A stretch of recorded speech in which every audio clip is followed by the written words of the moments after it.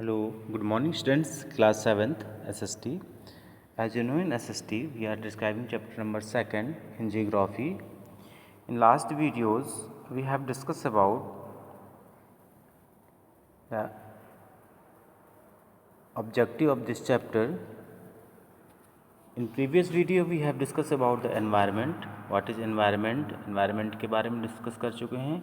And component of environment. And we have already discussed about biotic components and abiotic components and the differences between these components. And today we will discuss about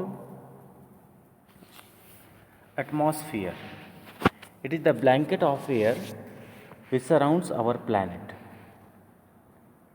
atmosphere क्या है? एक हमारे blanket की तरह है जो हमारे पूरे प्लैनेट को ढके हुए है. It is held to the surface of the earth by the gravitational force. The atmosphere contains approximately 78.03% of nitrogen.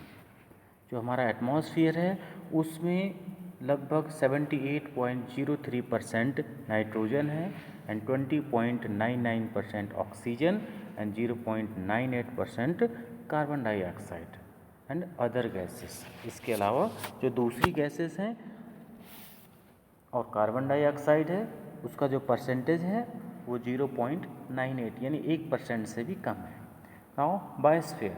Biosphere is the narrow zone comprises of land, water and air that supports all living biotic beings. Biosphere में ये सभी जितनी भी living beings हैं, जीवित चीज़ें हैं, वो सब बायोस्फीयर में आ जाती हैं. एग्जाम्पल के तौर पे जैसे plants, animals, humans and micro organism are part of this biosphere. It is the present just above, below and on the surface of the earth where all other domains interact.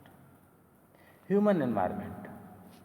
The relationship between natural environment including its physical components and the people in given area gives rise to human environment. Human interact with the natural environment and modify it to suit their needs.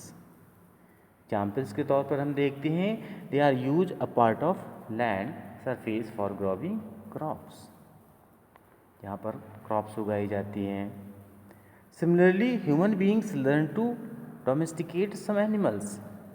जहाँ पर animals भी human beings पालते हैं जैसे cow, buffalo, goats for their own benefits, अपने फ़ायदे के लिए.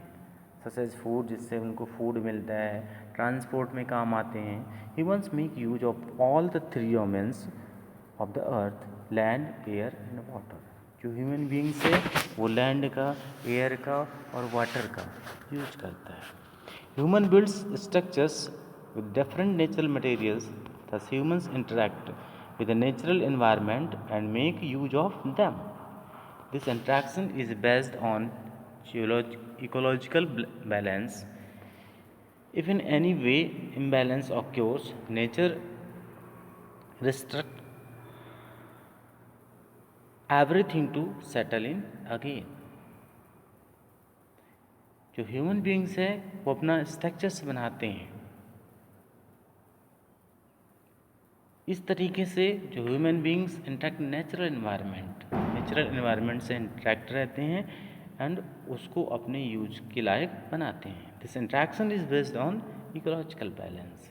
यही इंट्रैक्शन उनके इकोलॉजिकल बैलेंस को बना कर रखता है. If any way imbalance occurs, अगर किसी तरीके से इम्बैलेंस होता है, nature restructures everything to settle in again. Nature उसको फिर से सेटल कर देती है. So next point is